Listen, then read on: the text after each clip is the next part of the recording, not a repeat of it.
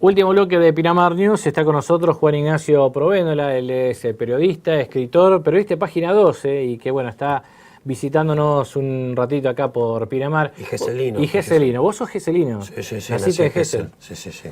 Ajá. En el 82. Bueno. Julio del 82. Y ya en víspera de la democracia. ¿No? Sí, ahí terminando la guerra de Malvinas y antes de la vuelta a la democracia, ¿no? Bueno, o sea que todo este lugar, todo este espacio del mar lo conocés como si fuera la palma de tu mano. Sí, sí, sí, no solo Gesell, sino Pinamar también y Madariaga inclusive, ¿no? Son como barrios más que localidades, porque uno va, viene, se hace de amigos, está lindo, lindos recuerdos y bueno, por eso siempre trato de volver, ¿no? Como ahora que estuve en Ostende, es como un gran patio trasero, ¿no? Vivir en la costa y nacer en la costa, algo que los porteños nunca entenderán. Seguro. O nos tendrán cierta envidia. Sí, muchísima, muchísima. Se nota en la cara cuando uno le dice que es de alguna localidad de la costa, sí. Se les transfigura el rostro, ¿viste? Les muta una especie de odio. Claro, pero el tema es que vos le decís, sí, está bien, yo vivo en Pinamar, o vivo en Valero, o vivo en Villa Gesell, pero tenés que venir en invierno. Claro. Ese es el tema. Sí, sí, porque una cosa del verano, ¿viste? Bueno, que están las chicas lindas, el calor, la playa, qué sé yo, y después hay que remarla. En invierno, no es fácil. Se creen que uno vive en el Caribe, ¿viste? Sí. Pero, tiene calor todo el año. Claro, que hace calor en mayo. Sí. Pero está lindo también, tiene su encanto pasar esos inviernos, ¿no? Donde sobraba mucho tiempo que hoy es el insumo que más le falta al humano, más que el dinero, más que la vivienda, más que lo material. Vivimos luchando contra el tiempo. Bueno, en ese momento sobraba y ahora ya parece que no tanto. ¿Y cuándo te fuiste vos a Buenos Aires? Cuando terminé de estudiar el secundario, esto fue a fines del 2000, principios del 2001. Qué linda época, ¿no? Para irse, para probar algo nuevo, para hacer apuestas. Sí, fin del 2000 que empecé a hacer el curso de ingreso y ya en 2001 me quedé, pero vuelvo permanentemente, cada 2 o 3 meses, siempre. ¿Y allá estudiaste periodismo? Sí, periodismo en la Universidad de El Salvador y bueno, después me quedé, empecé a laburar y ahí estoy, en el barrio de Almagro, más precisamente. Barrio de Guapos. Sí, el de Guapos es el de al lado, el del Abasto. Sí. El de Guapos es el del Abasto, por eso yo me fui para Almagro. Por las dudas. Porque no soy tan guapo. Ahí está. Bueno, y la idea de hablar con vos es porque, bueno, aparte de ser periodista de Página 12, sos escritor. Hace poquitos días presentaste tu trabajo sobre el rock y la política, Rock Politic. Correcto. Contame un poco de cómo surgió eso. Bueno, Rock Politic es un libro que, como su nombre un poco deschabla, que es una mezcla de deschaba y habla. Sí. Bueno, aluda a la relación entre el rock argentino y el poder político, ¿no? En estos 50 años que el rock nacional está cumpliendo, o como prefiere decir Charly García, el rock nació mal. Sí. Así que bueno, un libro que saqué de Neudeva, la editorial de la UBA, y tiene que ver en realidad con la tesis, con el trabajo de tesis que hice justamente para recibirme en la facultad. Un tema muy interesante, muy apasionante, porque se mezclan, bueno, el rock y la política, dos grandes pasiones de los argentinos, ¿no? Falta el fútbol y cartón lleno. Un laburito muy piola, de mucho tiempo, mucho material, y bueno, como fue la investigación mucho más profunda de lo que yo imaginaba, después se me ocurrió presentarlo en algunas editoriales, y finalmente salió con Eudeva a principios del año pasado. Ahora, bueno, en marzo ya va a haber una segunda edición, así que parece que se vendió bien, a pesar de que las regalías que me tocan no son muchas, pero bueno la vieja historia de las editoriales, claro. ¿No? Así que lo presenté, sí, hace unos días en Carilón, una especie de girita medio rockera que se fue armando por el país, bueno, con amigos y conocidos, y después no tan conocidos que me invitan, y yo encantado, armo la mochila y encaro para donde sea. Ahora, son 50 años de rock y política, ¿no? ¿Cómo nace esta conjunción del rock y la política? ¿Nace a partir de que aparece el rock nacional? ¿Ya empezó a haber antes contactos? ¿O vino después por una decisión quizás tal vez de un tercero que dijo, bueno, vamos a darle la libertad a estos muchachos, qué sé yo, que nos van a servir para tal cosa? Y la relación comenzó casi del primer momento de ambas partes, ¿no? del rock hacia la política por una cuestión casi de desprecio, ¿no? Porque el rock fue formado o fue estimulado en sus orígenes por jóvenes que en esencia rechazaban al sistema. El sistema, dicho así, es una abstracción, pero bueno, en ese entonces estos jóvenes lo visibilizaban en el mundo de los adultos, en las convenciones, en las instituciones, en las reglas, en la policía, en la escuela y en el poder político. Entonces la relación del rock hacia la política era primero de indiferencia y después de rechazo. Y viceversa, la política hacia el rock yo diría que de desconocimiento, ¿no? Porque el poder político, cuando hablamos de poder político nos referimos al gobierno, nos referimos a la policía también, que es parte del poder político, porque la policía depende del gobierno, ¿no? Claro. La cabeza de la policía siempre es, bueno, el gobernador si es de una provincia, el presidente si es de una nación. Así que, bueno, en esas tensiones y esos tironeos, después fue pasando el tiempo y nos vamos encontrando con sorpresas como acercamientos de un lado y del otro. De la política hacia el rock con fines utilitaristas o pragmáticos, es decir, para, bueno, un poco aprovecharse de la popularidad que el rock siempre tuvo, de la llegada que siempre tuvo el rock en la juventud. Es algo es un desafío que siempre la política se impuso en Argentina y en el mundo, ¿no? Ver cómo algo que es tan poco agradable para los jóvenes puede mostrarse como simpático ante los jóvenes. Y el rock fue un canal de llegada, ¿no? Con altibajo, ¿no? En lo que tiene que ver en nuestro país. Totalmente. Y bueno, y al revés también sucedió lo mismo. Los músicos de rock, sobre todo a partir de la vuelta a la democracia, un poco como lo empieza a expresar la sociedad en su conjunto, bueno, empieza a encontrar que la política no es tan despreciable como antes, que puede ser un canal interpelador y un lugar para, bueno, ejecutar y dinamizar un montón de ideas, de cambios que se pueden tener, ¿no? Lo vimos en los últimos años, sobre todo con la inclinación de muchos jóvenes hacia la militancia. Esto demuestra que la política no siempre fue vista como algo desdeñable y en ese sentido los músicos de rock que no viven en un asteroide, sino que viven dentro de la sociedad, bueno, también se sintieron movilizados por la política hasta, bueno, el día de hoy, donde no nos sorprende que un músico de rock manifieste sus simpatías políticas o hasta inclusive se presente a cargos electivos por una bandera política convencional. Lo que tiene nuestra sociedad es que lamentablemente, ¿no?, te ponen el sellito de que sos de tal o sos de cual, y entonces esta calificación lo que hace es, o si estás con uno, te aplauden, si estás con el otro, te marcan. Y por ende vienen después las represalias. Lo estamos viendo ahora por estos días, lo que ha pasado en el Festival de Cosquín también, ¿no? Con estos...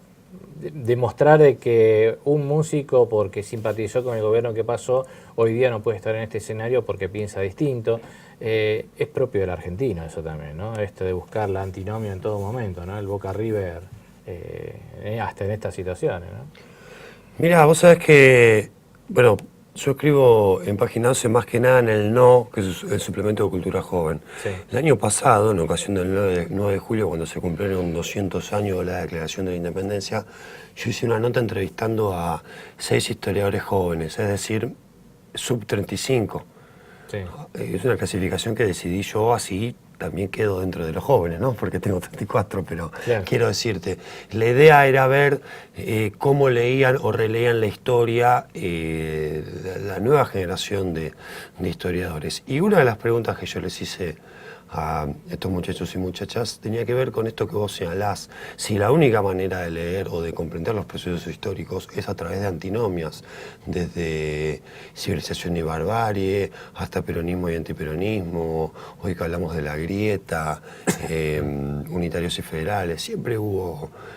Saavedra, Moreno, si nos remitimos más allá... Claro. Siempre pareciera que no hay otro camino para comprender los procesos históricos que no sea a través de dos contrastes, de un blanco sobre el negro. Y bueno, estos historiadores un poco que coinciden con esto que yo les preguntaba y que vos también lo estás señalando, una afirmación que también nos demuestra que hay toda una escala de grises o toda una paleta multicromática, ¿no? De historias, de voces, de protagonistas que quedan en el medio y por ende marginados. Viste que está esa famosa frase de que la historia la escriben los que ganan. Bueno, yo creo que en realidad la historia la escriben los que escriben, digamos.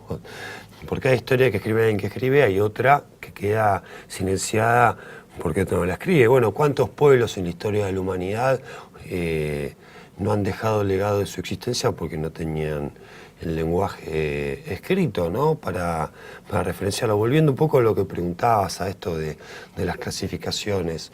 Bueno, también será un desafío para nosotros, ¿no? Digo, como sociedad en general y como periodistas, divulgadores en particular, de cuando percibimos, ¿no? estas antítesis que se postulan, bueno, por cada antítesis que se postula, tomarnos el desafío de tratar de buscar qué es lo que hay en el medio y qué es lo que se queda afuera. Y el libro, un poco humildemente, trata a su manera de, así como habla de la relación del rock y la política, de hacer a través del rock un recorrido por los últimos 50 años de historia, a través de la cultura popular, no de la cultura, de los relatos dogmáticos o de los personalismos, a los que nos acostumbran en el colegio, ¿no? Los manuales de historia no son otra cosa que una sucesión de próceres de bronce que parecen casi superhéroes, ¿no? Como si la historia no pudiera ser escrita y desarrollada por gente normal, ¿no? Como si nosotros, digamos, los normales no tuviéramos espacio en la producción de hechos históricos. O en la participación, ¿no? Más que en la producción. Hay uno de los rockeros emblemáticos de nuestra sociedad, bueno, Charly García, ¿no? Donde la otra vez hablaba con vos sobre esto de que él, digo, uno podría decir que es inimputable, porque él ha estado con todos, ha estado con el alfonsinismo, ha estado con Menem, haciéndole, no digo campaña, pero sí en más de oportunidad ha estado con él al lado de él, sacándose hasta foto y demás, con la Alianza, y así sucesivamente. Y así todo, no ha perdido la esencia Charly, si se quiere, ¿no? Porque ha estado con uno o con otro y bueno, qué sé yo, es porque quieren sacarse la foto con el presidente de turno o con el político de turno. ¿Hubo otros también que se han prestado para eso o el rockero argentino es como que le espanta también a eso, ¿no? Porque no quieren caer en esa calificación, como quien dice? Y lo de Charly creo que amerita un libro aparte, ¿no? Pero claro, por eso te decía, dejando de lado que es emblemático el caso de él. Igual yo quiero rescatarle un poquito a Charly porque él ha tenido una dignidad intelectual muy, muy importante en las épocas donde más difícil era hacerlo, ¿no? Donde muchos no resisten un archivo, Charly aparece con una obra intachable. Bueno, en la época de la AAA, con ese famoso disco de Sui Generis llamado Pequeñas anécdotas sobre las instituciones, un disco de 11 o 12 canciones que tuvieron que ser reescritas nuevamente porque el Confer, ¿no? Que es un organismo que la ley de medios se dio de baja, finalmente le pidió a la discográfica que cambiara las letras porque así como estaban no se podían editar. Y Charly las cambió, pero no para hacerlas más inocuas, sino justamente al revés, para que sus metáforas sean más difíciles de advertir por los censores. Después, en la época de la dictadura, bueno, varias canciones de Serú Girán, como la emblemática canción de Alicia en el País, donde dice el asesino te asesina, había que ser muy valiente para decir en el 78 el asesino te asesina, ¿no? Creo que eso le dio la autoridad suficiente para después besarse todas las camisetas que quisiera, ¿no?